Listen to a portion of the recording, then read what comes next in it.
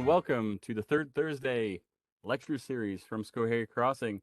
I'm Dave, you're the audience, and we are in for a treat tonight. And I will tell you right now, I am excited about this, but honestly, a little bit disappointed because I've been looking forward to this presentation for a while. It's happening. It's going to be awesome. It's going to be great. But then I'll have to come to terms with the fact that the presentation's over. But what's handy about this is we're recording this, and hopefully it will be up on YouTube. I can go back and listen to it anytime.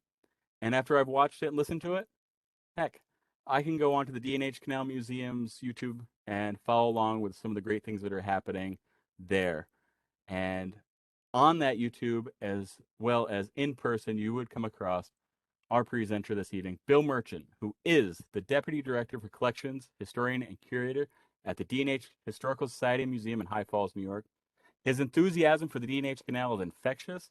His thorough research into the social as well as engineering history of the system is enlightening, and it is also very engaging. Recently, Bill has done a tremendous amount of work providing the application for the D&H Canal relisting as a National Historic Landmark, and he and the rest of the staff, volunteers at D&H Historical Society, present remarkable New York State and national history in a fun, educational way. And I highly recommend that you follow them on their social media, check them out on their YouTube, and definitely, absolutely visit them in their new museum in person at that new location as soon as you are able and they are ready to welcome you in. And so please join me in welcoming to this presentation, Bill Merchant. Thank you so much, David, and it's always a pleasure. This is my third third go round here with Schoharie Crossings. You know, I'm an Albany boy, and I am yet to go to. I mean, I'm not an Albany boy anymore, but and I promise you, this summer, COVID's going to be less of an issue. I'm going to get up there and get a look around. You know, I've seen all of the D&H Canal. It's time for me to go see more of some other canals. I really want to thank both David and Schoharie Crossings. And as David said, please join us. We call our YouTube channel D&H TV because we like the way that sounds better. And today I get to present on the topic of child labor on the D&H Canal. If you have any questions, please put them up in the chat, and I'll either flag them or David will try and see if he can interrupt me, and I'll see what I can do to answer your questions. So child labor on the D&H Canal. And while I'll be talking about the D&H Canal, I'm inclined to think that the stories I'll tell and the things that you might learn tonight will very much be what it would be like on the Erie Canal or any of the many canals that America had in the 19th century, that era of canal fever. It's always nice to thank the people that give you a little bit of money. And to that end, I want to thank the Ulster County Community Grants Fund of the Community Foundations of the Hudson Valley for their contribution towards this research. Boy, you want to talk about having a long title, people. There you go. They very generously funded me back in 2019 to do some research, and it's resulted in many programs. I found it fascinating. This is just one little bit, just one of the many results from their funding. I'd like to now, I think it's important for us to recognize the fact that we live in the land of the Munsee and Lenni Lenape people. Certainly, I shouldn't say, I don't know where you are, but the D&H Canal crossed the original homeland of the Munsee and Lenni Lenape indigenous peoples. And we'd like to give our respect and gratitude to the people whose land we've basically, you know, taken over. It's not a happy American tale. And, you know, what happened is the community foundations gave me a grant to study the marginalized populations, and any good historian is going to want to capture those stories, but it's been very much in vogue, but they're marginalized. I mean, how do you get these stories? And so I got this little slide because most of this talk was very much informed. Early newspaper accounts, and I give a shout out to Dorothy Sanderson because she was of the secondary sources. She's got the best notated. She had access to a microfilm in the middle of the 20th century and wrote this wonderful book based largely on newspaper accounts. And so a lot of what you'll learn tonight came from newspaper accounts. On the right, we've got John Willard Johnston. He grew up right alongside the D&H Canal down in Minisink along the Delaware River. He remembers the surveyors camping on his family's property as they were in 1825. They're laying out the line of the D&H Canal. He and his playmates played surveyor because of it. And then at the end of the century, his wife passes on. He writes his reminiscence, and he's a guy of a certain age. He doesn't pull any punches. It's a really great read, and there's a story or two that I've gotten from John. And then there in the center, the D&H Canal Company had a huge court case. It's beyond the scope of this talk for me to explain why there was a court case, but you can see it was pretty weighty, some 5,000 words. I'm just finishing my first read through, but a lot of what you'll hear tonight also came from this court case. So these are the primary sources and newspapers, court testimony, and the accounts written by people that were there at the time. This research resulted in, I don't know how many of you get the Hudson River Valley Review. That's Marist College's peer-reviewed journal, and we made the cover. Well, I didn't make the cover, but that wonderful painting did. And my article on the stories of the marginalized workers on the D&H Canal is in the latest issue. And a lot of what you're hearing tonight is in that article as well. So the 19th century, America had canal fever. And certainly the Erie Canal led the way. It was the one that showed everybody that canals could. I mean, famously, Thomas Jefferson, when DeWitt Clinton approached him with the idea of the Erie Canal, at first he was enthusiastic, but then he said, it'll be a century before we'll have the kind of knowledge. Thomas Jefferson had a lot of cognitive dissonance, and this is just one instance. So in the 19th century, canals were the most efficacious way to create inexpensive transportation infrastructure in early America. Certainly canals were in Europe, but you also had Roman roads. You had a longer history. But in the 19th century, we had this sort of 75-year period where canals were in. And so, of course, the Erie, as I say, led the way. But there was also the D&H Canal, and there I've laid the map over more or less where it is on this map of the eastern seaboard. Remember, America, in the early 19th century, pretty well was just the eastern seaboard. I mean, the Appalachian Mountains were a huge barrier to settlement. And here's a little blow up of it. The D&H Canal was one of any number of canals that were built just to exploit the anthracite coal regions of northeastern Pennsylvania. 3/4 of all the world's anthracite coal is in northeastern Pennsylvania, which I find an astounding statistic. And so the D&H, like many, really existed for the coal. And it ran from Honesdale, Pennsylvania, along the Lackawaxen River to the confluence of the Lackawaxen and the Delaware, where it crossed, and then ran along the Delaware River up through the river valleys of the Neversink River, reached the Rondout Creek in Ellenville, and wound up in the village of Rondout on the Hudson River.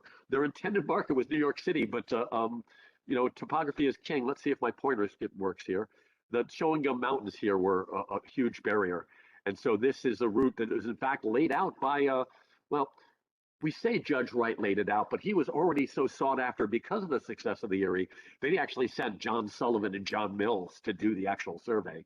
And this was the route that he selected and that they built. It was America's first $1 million private enterprise. They raised over $1 million on Wall Street in one day. Some people say it was the wealthiest corporation in America at the time. I can't put my finger on that exactly, but certainly it was one of the most successful. They paid 30% on their stock in 1863 and 64. Can you imagine? We all want that stock, don't we? So this is the D&H Canal. I'm not going to talk as much about the canal, although I'll take questions or whatever on it for those of you who aren't as aware of it. But we're going to talk more about the laborers on the canal, and obviously specifically the children. But just one more little map. This is the map that they used to raise that $1 million. They used really basic tools, black powder. One person claims that all you needed to build a canal was a pick, a shovel, a wheelbarrow, and an Irishman. 108-mile long canal, 32-foot wide at the top, 16 at the bottom, 4 foot deep, 110 locks, 22 aqueducts. They had over 2,500 men and 200 teams were engaged in the work in just one section for $12 to $14 a month. Can you imagine? And most of this work was done by immigrants and people of color. And this is what happened to the D&H Canal. Like so many of these canals, opened up previously relatively quiet places. Eddyville, there was a mill there, but these towns wind up alongside these canals. The same thing happened with the Erie, certainly. But it brought prosperity. In fact, my general talk on the D&H Canal is the D&H Canal, 19th century engine of prosperity. But we'll just point out, this was a canal company, and they moved all sorts of goods and services, but they were a coal company. And this picture of the coal piles in Honesdale sort of says it all. I also just love, you could see they worked smart. They had these coal cars, some of them could actually they'd roll them down the tracks and they'd just dump the coal right into the canal boats. But that's some mountains of coal right there. But that's what it was all about. We had an energy crisis, and Americans, anthracite really answered that need, and made for much cleaner cities. You know, London fog is just bituminous coal. Anthracite was a much cleaner burning and better source. And we'll see a few. E.L. Henry will feature. I'll talk a little bit about him. He was a New York City artist who founded the Cragsmore Artist Colony up above Ellenville, New York. Would have been up in the mountains up in this way. This is his painting, Entering the Lock, and the D&H Canal was very often a subject to his. But who really worked on this canal? Well, we know that the first boatload of coal down the Delaware and Hudson Canal, unloaded by 3 men, each named John. I just think this is so funny. The foreman was also named John. But these loafers being the men who unloaded the coal and round out, Irish, German, and African. So this canal from the start, and I can say definitively from my research, it could neither have been built nor operated without immigrants, largely the Irish. One source says it was Irish laborers and German stonemasons. By the second half of the 19th century, the town of Rondout, the terminus on the Hudson River, which this picture is in Rondout, half of its population was foreigners, was Irish and German, because of the D&H Canal. So like the Erie Canal, these canals in America in the 19th century really informed and opened up the land. And the D&H Company, because it had such an outside effect, I like to point out this was an American story. This was not just, this is important to all Americans. This just wasn't just getting coal to New York City, although that was ostensibly its purpose. This is Black History Month, so I think it's great. Right there on the right, you're seeing the building I am speaking to you from, the 1797 Depew Tavern, built by Simeon Depew, one of the most prominent citizens of the town of High Falls. It's now the home of what will be the Mid-Hudson Visitor Center, and the new D&H Canal Museum will be opening this spring. I say spring, it'll probably be early June, but that's still spring. On the right, that's from a stereo card, and that's the house that I'm speaking to you from. That's Lock 16 after 1850, the Gear House after 1853, 54. It's possible that that's a person of color right there. It's also possible it's bad lighting, but you see so little, and yet we know from the historic record that people of color were very important. And why do I have Sojourner Truth? I'm assuming you all know who she was. Born enslaved, just about, I'm going to say 5 miles from here. She goes through a number of families, but the Vanwagenins, I believe they were Quakers, they free her, and she goes on to become one of the most famous 19th century abolitionists. But her son, Peter, at the age of 8, in 1828, so those of you who know your New York State history realize that New York State freed their enslaved by 1827. It was the Gradual Manumission Act of 1799, because you're not just going to free children, right? So they had to figure out what do you do. But by 1827, I think it was, all of the slaves in New York State. And by the way, New York had the second largest slave population after, I think it was South Carolina. So, we Northerners think we were good, but we were just as bad at enslaving other human beings. And it's a sad part of our history that we have to face. And it's a shame that we're still as racist today as it sometimes seems. But I digress. Sojourner Truth, because New York State was freeing their slaves, but as we all know, a lot of places weren't, it was illegal for slaveholders, the enslavers, to sell out of state. But what do you know? Peter, who was, I don't remember the name of his enslaver, he indeed illegally sold Peter out of state. Sojourner went to the courthouse in Kingston, New York, still standing today, with a wonderful painting of DeWitt Clinton in it that we've loaned to the courthouse. At that courthouse, a prominent citizen by the name of Lucas Elmendorf helped her get her son back. And this is kind of the earliest data point I have for both people of color, because I cannot find any proof that people of color built the canal. As you know from that earlier slide, there was a loafer by the name, there was a John, the black, they might have even called him Black John, it was very common, worked on the canal from the start. But here we've got a child, at the age of 8, she procured a place for him as a tender of locks at a place called Wagondale near Greenkills. That would be actually what we call creek locks in the town of Rosendale, which is 2 miles just east of me, where I'm sitting today. I don't imagine he was actually the tender of locks. That would have been an adult, although as we'll see, the definition of adult gets kind of flexible in this era as well. But he certainly would have assisted the locks at this time before that gear house. That gear house that's right there allowed one person to operate a lock. Prior to that, you needed a person on either side to operate the gates. And so presumably that's what Peter did. Peter Vanwagen then eventually goes into the maritime trades and is lost at sea at the age of, I think it's 30. But interesting that Sojourner Truth, had a D&H connection. So children worked on the canal from the start, and the job they had most often was as a mule driver. And they were referred to as Hoagies because they would be ho for stop and gee for go. Now I've had people go, and apparently that's also left and right for oxen teams. But I'm here to tell you, you didn't need to tell these mules left and right. In fact, one canaler said some of the mules were smarter than the boys. But you did need to have them stop and go because very often these boat crews would work shorthanded. And so you needed your mules to know when to stop and go. And so the phrase Hoagie, I'm told that it was prevalent it was only on the Erie and the D&H, but then I also realized that James Garfield was a Hoagie on the Ohio Canal. At any rate, the phrase Hoagie, and we spell it like that, not like the sandwich, that was the job primarily that they did. And in the early period, the boats were run on teams. They weren't, the company owned everything and hired crews were in. And very often they would get children from poorhouses and orphans to work for them, sometimes not paying them, as we'll see as I get further into this talk here. And so it's an oft-told story that if a team, so now 1855, a single mule, and at this point in time, they had 2 mule teams after 1850. A single mule at the beginning of the season was $100. I mean, that's a year's wages for somebody.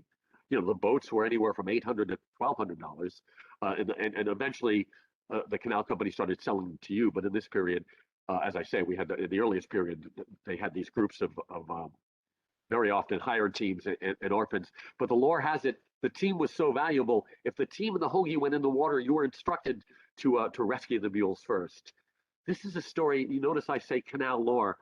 I do extensive research in primary sources. I have never found this story. And if any of you out there can direct me to a primary source of the 19th century, it seems to be one of those stories. I mean, to some degree, it certainly, I'm sure it was true. Human life was not valued. There's an interesting story. I digress a little bit, but enslavers in the South would very often use Irishmen rather than their slaves for jobs that had a high mortality rate. Because you lose an Irishman, it's nothing. You lose somebody you own, it's a different story.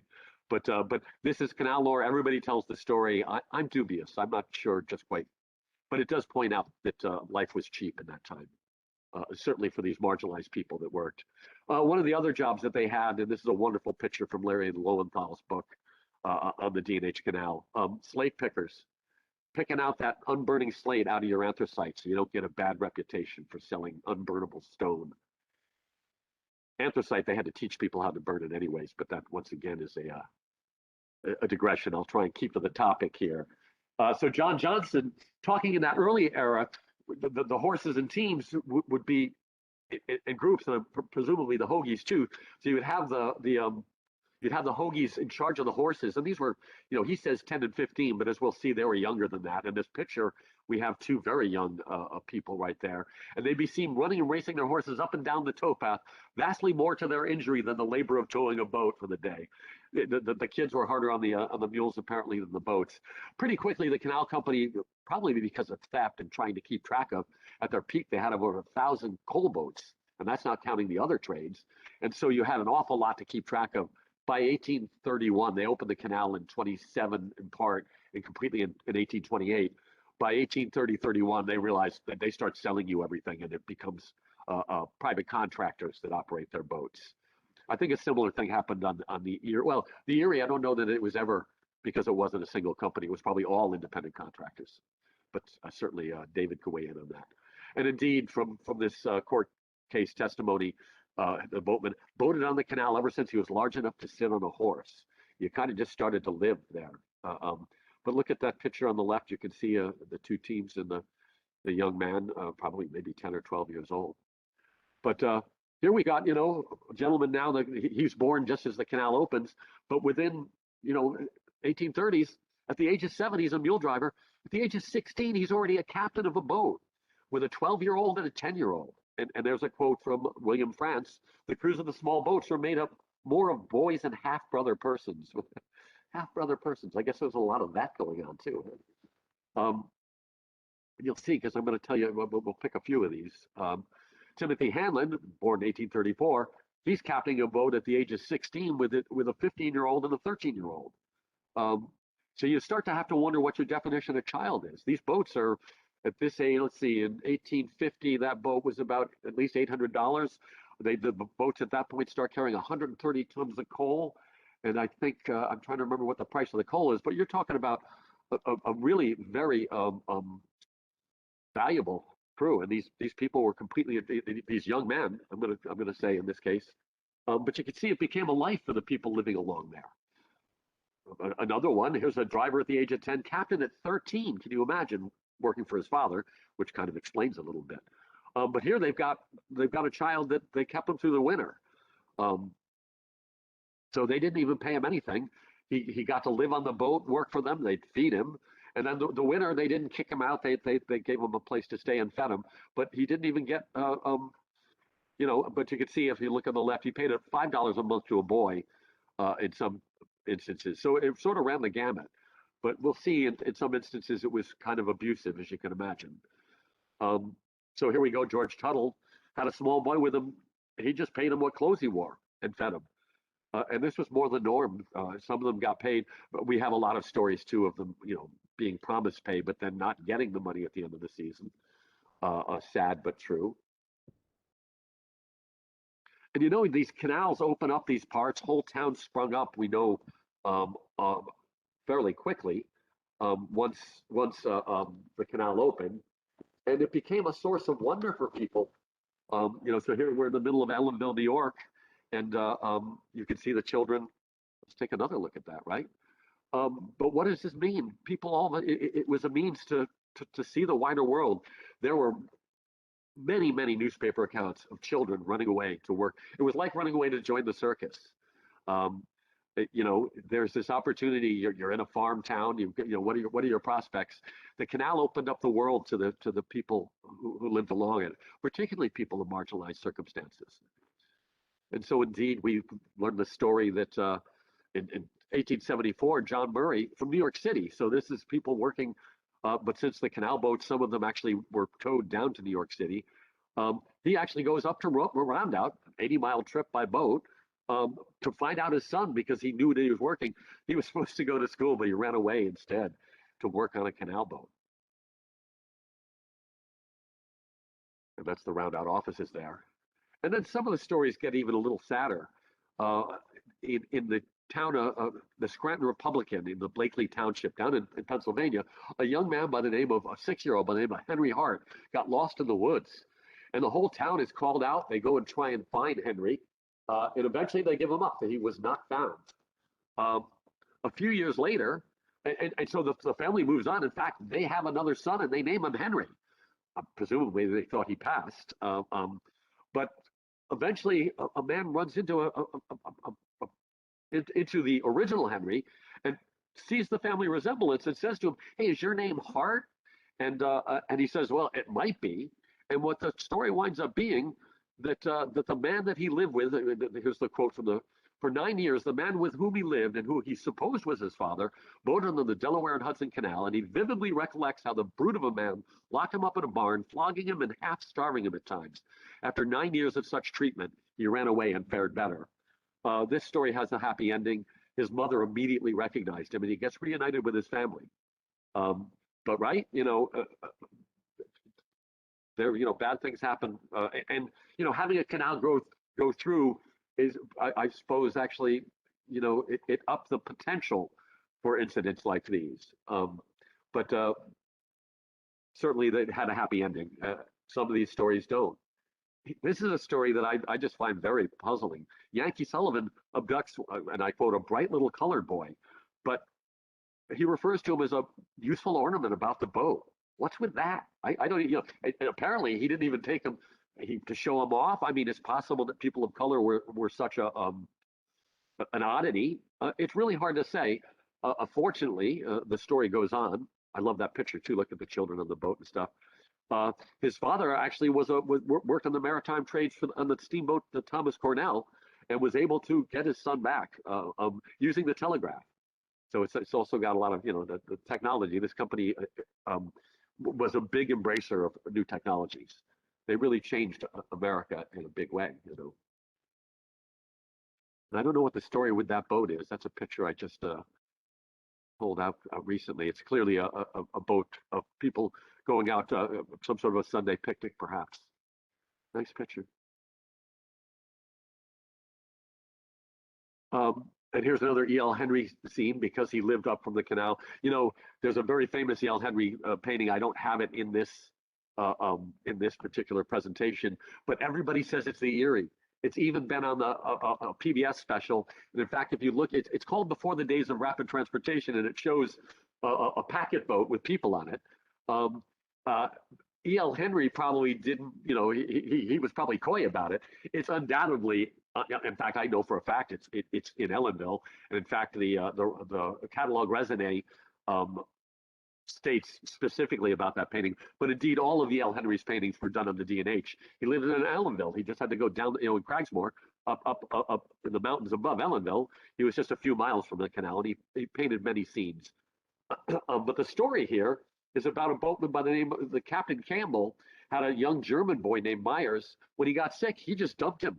The boy sought shelter under a bridge, and passersby heard him his groans of pain, and they notified the poor master. No further. This is the most I don't know whatever happened to this poor boy. But this was typical. Life was cheap. These weren't necessarily your children, especially in the earliest period. But here's a fact: 1854, 50 boat boys were said to have drowned, 1 in 30. So you have 1,000 boats, and 5% of them. I'm doing the math right. 1 in 30. No, that's not 5%. But people didn't know how to swim. This was only a 54. The canal was finally 6 foot deep, which for most children would be too deep if you didn't know how to swim, and many people didn't know how to swim. So it was a dangerous profession. I also just love that picture. That Hoagie just looks so self-assured. He's on his mule. Some of them did ride them. For the most part, they walked alongside them, but we have stories. And that's in Roundout there. You can see the Ulster and Delaware Railroad behind him, which enables me to actually date this picture. There's $200 worth of mule flesh right there. So you had the canal. This is another one. This came from the family. This is an unpublished photo. This is a couple miles east of here in Rosendale. But families lived along the canal. But then, as things changed, by 1872, the canal peaks. In 1872, they move over 1.5 million tons of coal on their canal. And at this point, they own or control railways all the way from New York City to Montreal. They're probably moving, I haven't parsed that. They're moving just as much on railroads as they are on their canal at that point. But during that decade, probably because of competition from the railroads, the price of coal, because of overproduction, it diminishes. And so instead of paying the boatman $1 a ton per trip, it's down to 60 cents. And yet the newspaper account tells me they turned away hundreds of people. But I contend it's at this point in time that the boats start being run by family groups. The pay isn't what it ought to be. It's hard. We have stories of people buying multiple boats and hiring crews. So in the mid-1850s, a white crew would work for $40, but a black crew you could get for $33, I can say definitively. And so people would just buy boats, they'd invest on the boats, they'd put crews out, and it was a money-making venture. This is America, right? But what we find in the latter period, and because photography doesn't, photography, 1828, the first still life. By the 1840s, you've got daguerreotypes. But really, photography doesn't take off until the Civil War. Think Matthew Brady. So most of the photographs we all get to see of this historic period are, 1860s and later. And what I see a lot of, it's interesting because I see a lot of both family pictures like this one. So this is the Camerons. This is the little Freddie, and that is it's I don't remember the Cameron's name. It's there's mom at the tiller, and you'll see about 4, 5, 6 photos like this. A woman at the tiller, presumably the wife. The husband is the bowman, and then their children. This is George, Maddie, and Freddie. So I can conjecture that they named the boat for little Freddie. Presumably their firstborn, who knows? And Alpheus Galloway tells us that his wife would cook and tend to things on the boat that had to be done, cleaning, steering the boat occasionally, and watching the boat when they're lying still. So even in that period of time, families were on. By the 1870s, so for that the D&H Canal operates until 1918 in a short section, but in its entirety until 1898. In that last quarter of the 19th century, I think it's more and more family groups. It becomes a subsistence activity. And again, I imagine this would be true of the other canals, but this is also at one of John Roebling's 4 suspension aqueducts he built for the D&H Canal at the Lackawaxen Aqueduct. And I found 4 or 5 photographs taken in that spot. And so obviously, and here's another one of them. This was donated by a gentleman by the name of Steve DeGroot in California. And this is his great-great-great-grandfather. And let's see, Florence and Philip, and that's little Ralph over there with the horses, with the mules. There was a lot of dissonance, a lot of, especially when they were building the Erie Railroad, the railroaders would deliberately set off glass. In 1850, parents wouldn't let their children work on the D&H Canal. It was so dangerous. And there's a story in the 1890s. Ralph, they're operating the team. Ralph is mule driving 3 miles a day, 3 miles an hour for 10, 12, 14, up to 20 hours a day. A railroad horn gets sounded, whether maliciously or just because he needed to do it, and it spooked the team, and the team takes off. This is by this period, this is more than $200 worth of mule flesh. Little Ralph holds on, and he manages down the towpath. He manages to actually get the team settled down, and his father gives him 4 whole cents. When I heard the story, he said a nickel, but then he sent me his grandfather's reminiscence. It was actually 4 cents. To us, a nickel, 4 cents, what's the difference? But to them, you got 4 cents. Yeah. So, you started having families live on the boat.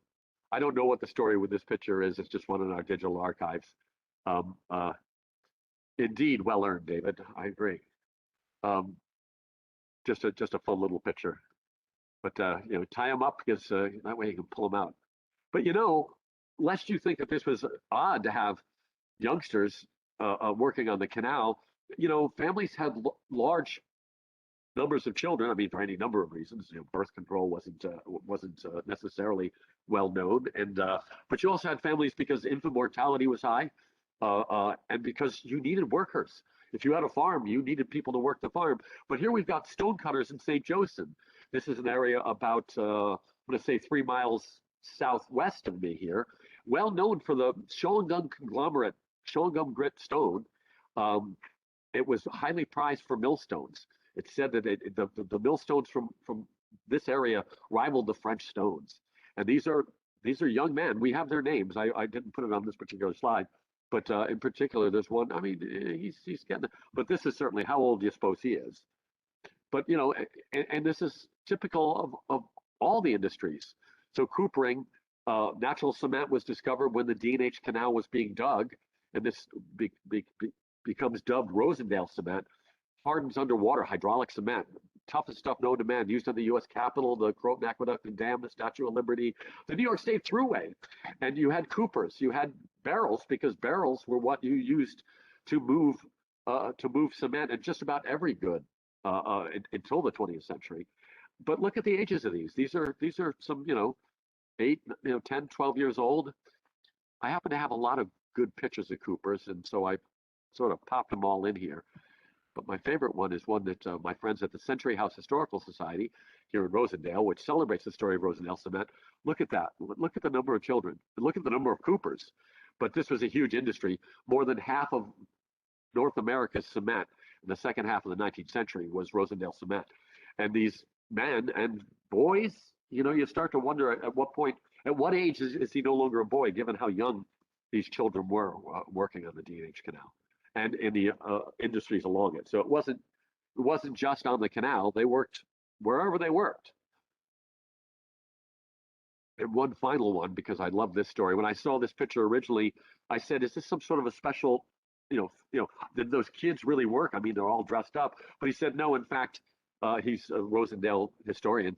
When you're setting blast and stuff, children were very useful in the cement mines. It's also fascinating if you know anything about cement mining. The dolomitic limestone that makes natural cement is in layers, and so you can notice that depending on how the earth buckled after this sedimentary, so it's laid down millennia ago. It's organic matter that gets compressed, right? And then when the earth buckled, these veins are at various angles. This is one of the most steep I've ever seen. The stone either side of it is limestone, but it doesn't have the right mixture of it's like magnesium and clay and different content to make a really good natural cement. That's a fun photo for any number of reasons there, right? But it wasn't just boys. And in my research in the marginalized population, something that shouldn't have surprised me but did, women are the most marginalized. So we just saw a whole lot of pictures of people on the D&H Canal, and the only pictures we saw of women were those family boats with the woman at the tiller, and that was fairly common. And some of those pictures of the children that we've seen, hard to say their sex. But in fact, in 1858, they're already saying they substitute women and girls for men and boys, and we often find them the best boatmen. Well, we all know women are smart. I'm fond of saying that men don't get brains until 40, whereas women are brilliant. Not at a much younger age, let's just say. And here's a very young Hoagie with his mule team. But we do know that girls worked on the canal, but I have very few names. And here we have in the 1890s, as the canal is starting to be less and less efficacious, that once again, there are many girls driving the teams because they don't have to pay them as much. And now I want to talk about this painting. This is E.L. Henry's famous On the Towpath. This painting is the only image of a girl Hoagie I have ever seen. And it spawned imitators. When I put this up on Facebook recently, another historian said, "Oh, there's others," and he pointed me to other images. But I'm here to tell you, every other image is either after the fact, and as you'll see, they're actually based on this painting.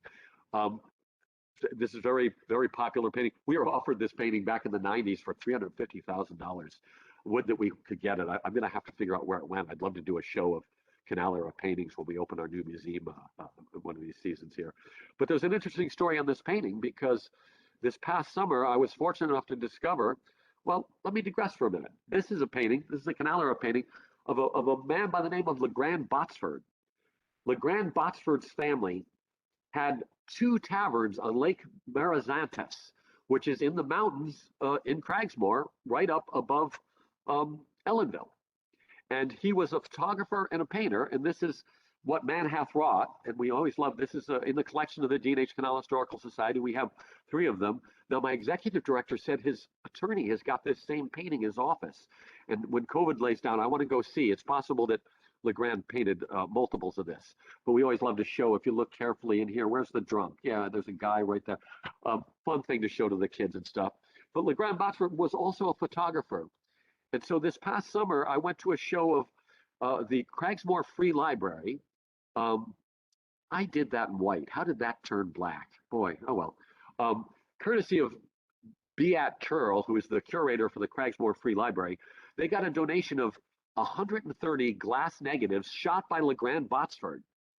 And I go to the opening, and he shows me a print. And I look at it, and I say, "Beat, this has got to be a picture of the painting." And he said, "I don't think so. The envelope says canal scene on it." And so that's a good one. And so I happen to have, because we were offered that painting, I had a high quality, I had a 4x5 slide of it. So I had a very high quality photograph. What you're seeing on the left is a desaturated image of the painting itself, and what you're seeing on the right is the actual photograph it was painted on. So this just blows my mind. So now this isn't just a stylized scene that E.L. Edward Lamson Henry thought up. It was painted from life. So the sad thing is that this is the only image, but I find it so exciting to know that it's an actual place. So now I'm trying to figure out if those buildings, I have a feeling I know where this is. I don't think those buildings are extant. There's not much of the D&H Canal in Ellenville up against the Showingums where there's any building.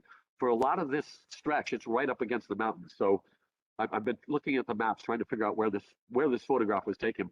But I was just so excited to learn that it was based on an actual photograph. And boy, it just shows you what an amazingly good painter E.L. Henry was, doesn't it? And my thanks to Bayat Carroll. It's, history just sucks you in, and these stories, they get layers upon layers.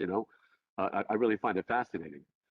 And so, I said, so here is this painting. I don't know the story of this painting. It's in our collections. It's a watercolor. It's an original work. I took it apart. It's actually hanging in one of the public bathrooms in here right now because I just love it. But there's no information. But I'm here to tell you it is clearly based on the E.L. Henry painting. I've never seen many photographs of. You see the red masks. Those are you horse folk will know that you put them on the animals to keep the flies out of their eyes in the hot seasons. I've never seen any images, but for that E.L. Henry painting. This painting was inspired clearly by On the Towpath.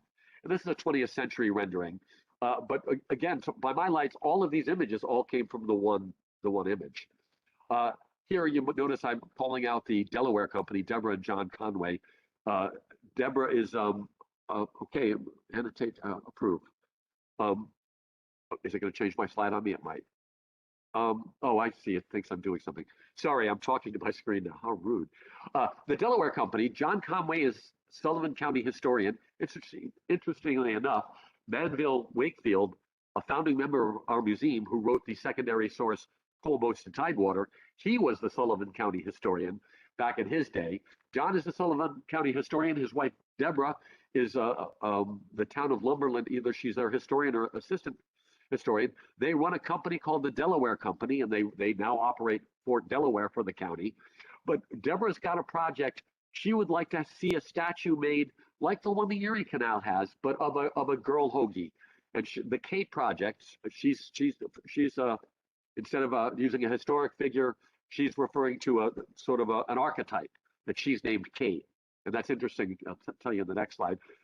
So I don't think they've got a website, but the Delaware company, I know she's got a Facebook presence.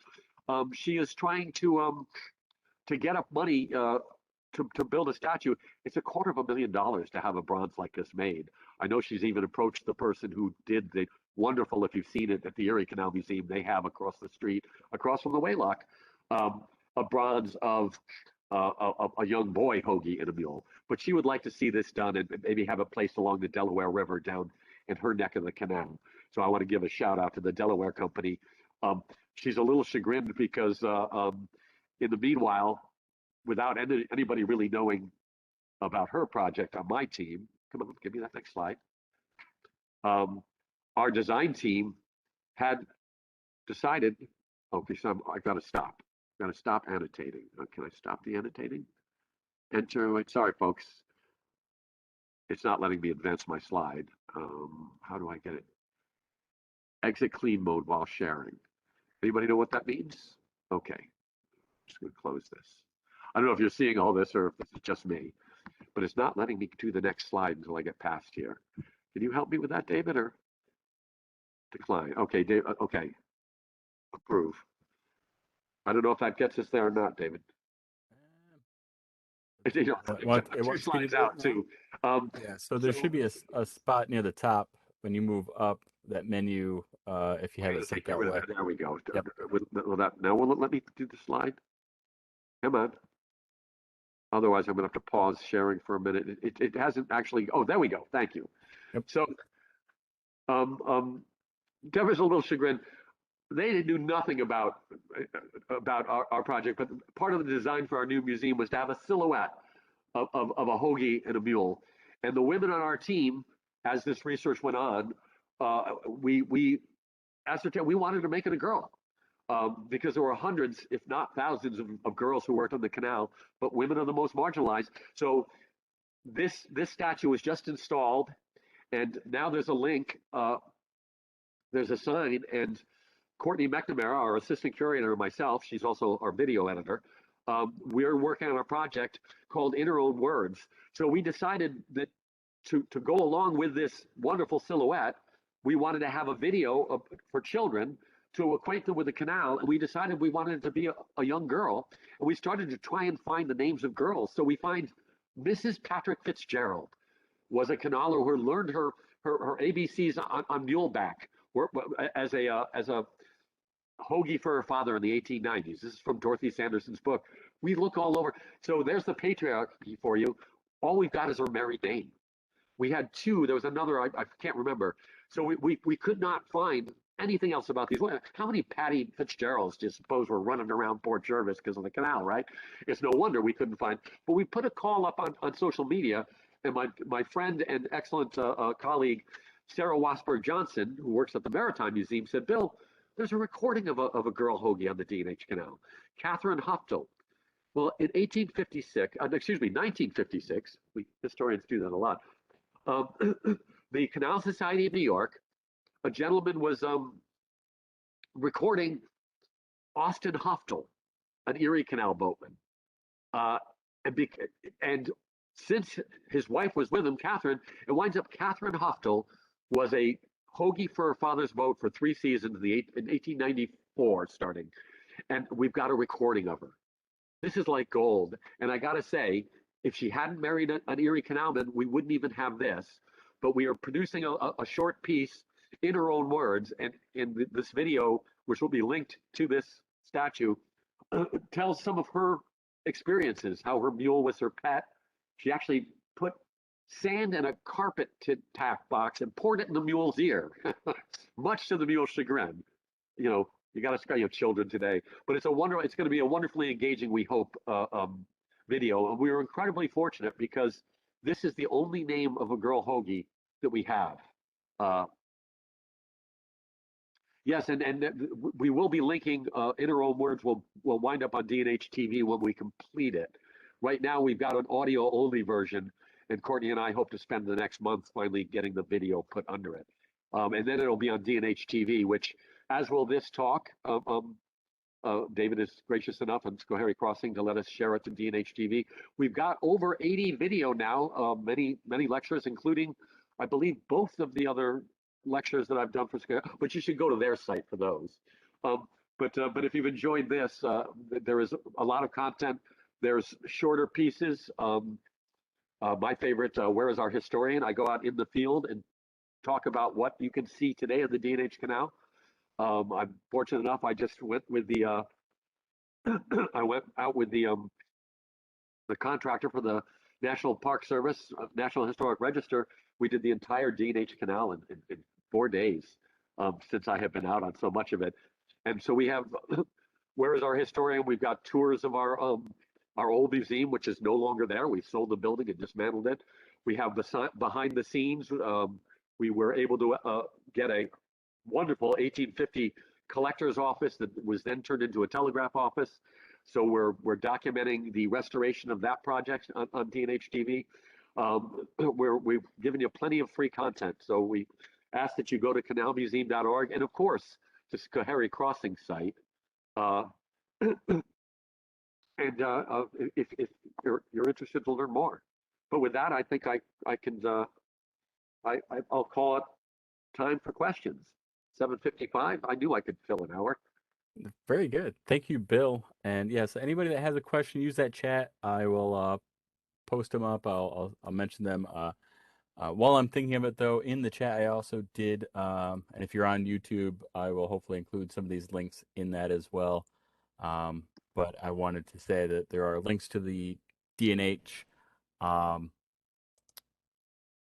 Canal Museum website and their YouTube channel and all of the fun stuff that you can check out. So I would say get there, follow along as Bill had mentioned. And I was gonna open up something here just real quick. Background, and that didn't work. I I got I this see a thing. question about when the kids, they actually didn't like them riding on the mules because it made them work harder. So you'll see with family groups and the like that oh, the little Freddie, yeah. You'll see that yeah. So for the picture, they're on the mules. For the most part, they walked alongside them.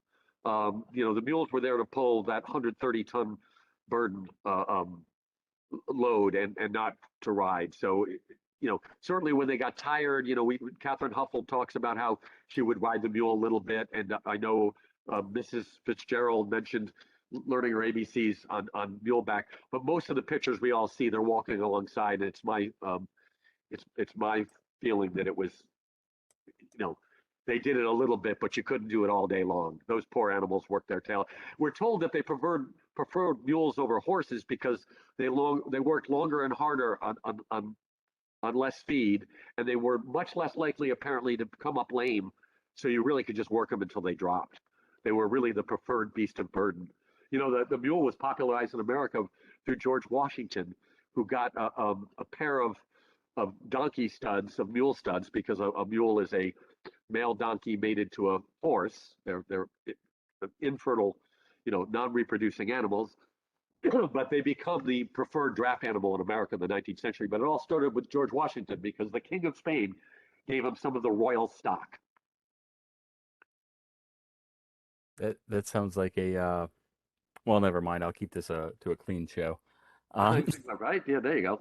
but there was and Pamela's asking about the and being amazed at how shallow the canal was at 6 feet, and I know you'd mentioned, particularly for children, that would have been uh, quite high enough for drowning, and I'd made a note here, and a lot of the research I've done, it's remarkable how many children in particular, but drownings in general occurred on various canals, and obviously with my research with the Erie Canal, and from the children that were working on it, but also that lived in those communities, how often, and it almost seems like it's very often just kind of a passing note in a newspaper or reference to a drowning, unless some great lament that, in this day and age, if you had dozens of children in a season drowning in a section of canal, there's going to be a public outcry to the point in which, there's going to be safety barriers everywhere.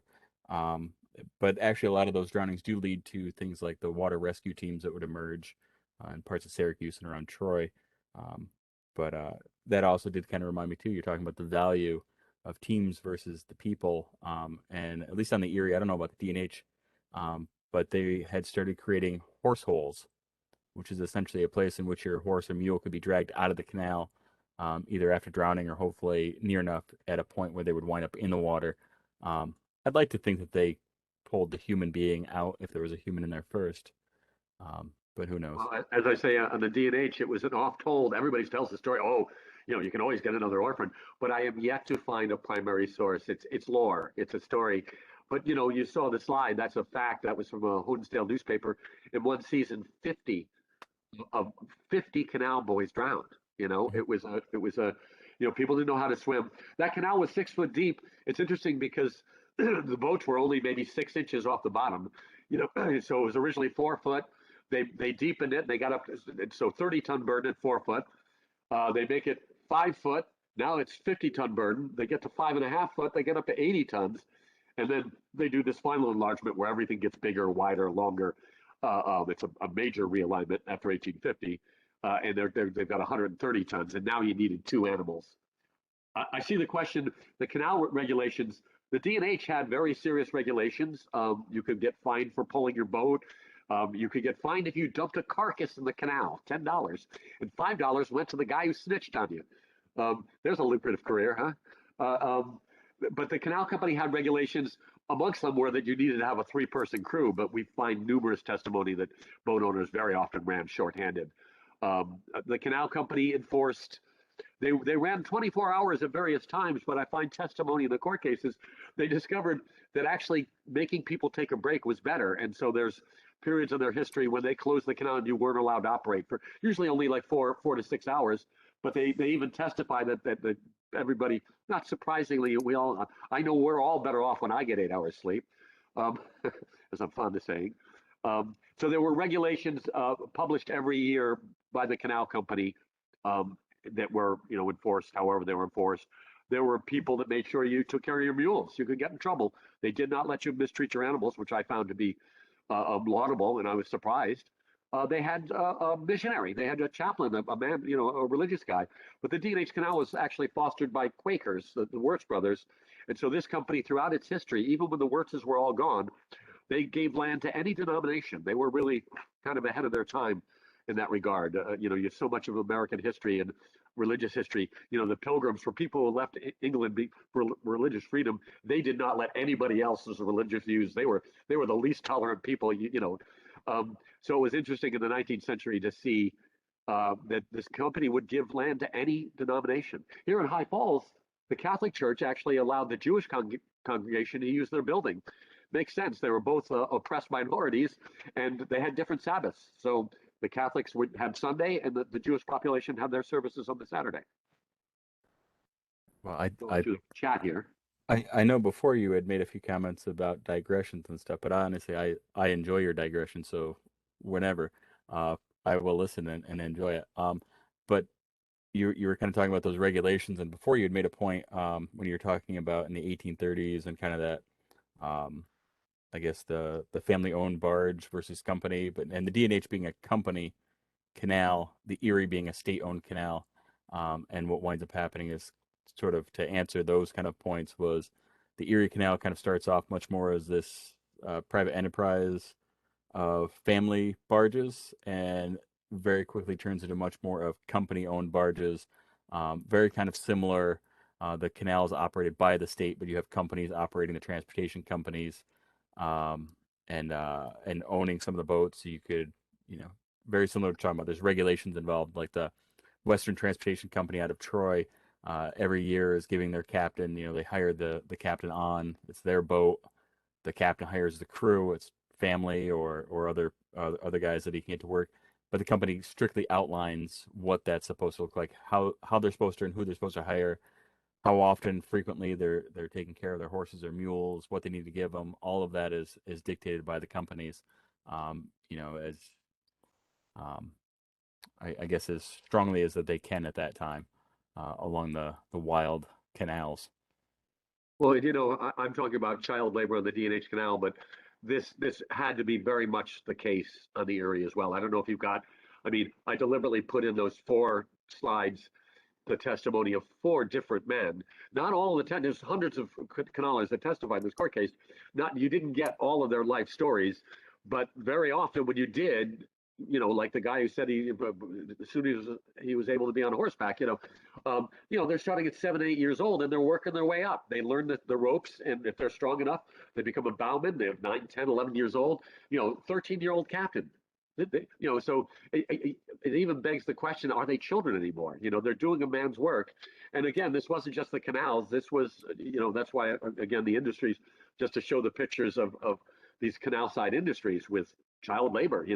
I like to tell people that childhood, for the rich, childhood was a time of fun, but for most of us, childhood's a 20th century invention. You worked as soon as you could work. Schooling was done, in the winter, because come summer, the kids had to be out on the farm, didn't they? Right. It was a rough life. Kids today don't realize. Yeah, As far as the statue, I'm looking, Catherine. We need more funds. We just had a board meeting last night, and we've raised $1.7 million, I think it is, on this project. But we still need more money. But I'm doing my friends, the Delaware company, a favor. They're doing fundraising for the Cape project. It's unfortunate they don't have a web page I can direct people to, but I'm trying to help them out a bit. Ours was a fraction of what theirs. I forget what the silhouette cost us. It was designed by a local artist by the name of Annie O'Neill, and if you get up really close to it, she did all these wonderful incise lines, and what was going to be a simple silhouette is almost sculptural. And I've been delighted. The first week it was up, I drove past, and there was a family, and the girl was hanging on the statue as though she was guiding the mule, which I thought was wonderful. And in the course of doing our silhouette, the company made a plywood mock-up, and we were here the other day when the new exhibits were coming in, and our designer said, "You need to paint that and cut holes in it and use it for photographs." And she's absolutely right. So we're going to have a lot of fun with it. But our silhouette was much less expensive than having a bronze made by a sculptor and then created by a foundry. As I say, that's in the $250,000 range. Deborah's got a very ambitious project, and I'm trying to do what I can to help advertise it for her. Use the pulpit I have to let more people know about it. But the D&H Canal Historical Society would love to take money from you. P.O. Box 23, High Falls, New York. Go to canalmuseum.org if you're interested. We would appreciate it. And I love that, Melissa. I think I know you, Melissa. Death and horrible calamities continually. Probably, sure. A lot of, the mine disasters. That's a whole talk right there, And the mine strikes. Once you get into these histories. Maybe that's some at some point some good programming for the month of May. It's I believe Labor History Month is also in May. That might be a short timeline to get you back to do a program on that for us, but you're always welcome at the site and for a presentation. It's always a pleasure, and we're hitting about almost 10 after 8, and if people have more questions, they can post those in there. We can wrangle Bill's time for as much as he'll allow, but if there aren't too many other questions, we can let him get back to the rest of his evening and let everybody else enjoy what remains of theirs. And I'm not seeing other questions getting posted. So I've really enjoyed this. Once again, you've given a tremendously well thought out, researched, and thought provoking presentation in a very informative yet entertaining way on a serious subject matter. So I want to thank you very much, Bill Merchant of D&H Historical, and also for those that have joined in this evening, for those that are going to be watching on YouTube, check out the links, go to the website, show up at the museum when they open June. Yep, sometime in June. We haven't picked a date. We keep trying to get the but it'll be a weekend in June. I have a feeling it might be the very last weekend of the spring. We said spring 2022. We have been talking about opening in 2 years' time. It was a running joke with the staff. We've had the building now since 15. It's been 7 years. But early on, people would say, "When are you opening?" "Oh, 2 years." And it became, it was always 2 years, because 2 years is long enough that you can get it all done. But not so close that you're panicking. But now we're fine with it. It's spring, folks. We're going to open in the spring. Very good. Well, I will definitely make it down there. I hope others will as well. Thank you very much, Bill, for your time this evening, this wonderful presentation. Thank you all for joining us, and be well. And thank you, David. I look forward to meeting you in person. I feel like we have already. I plan to be up your way. I'll let you know ahead of time, because I'm dying to come to your site, and any of you welcome to my site. And if you email me, you're welcome to my site before we open. Although, the exhibits are starting to come in. We'll have the museum in place by April or May, so we'll do a soft opening. So, but I'm always happy to show people around. Awesome. Thank you very much.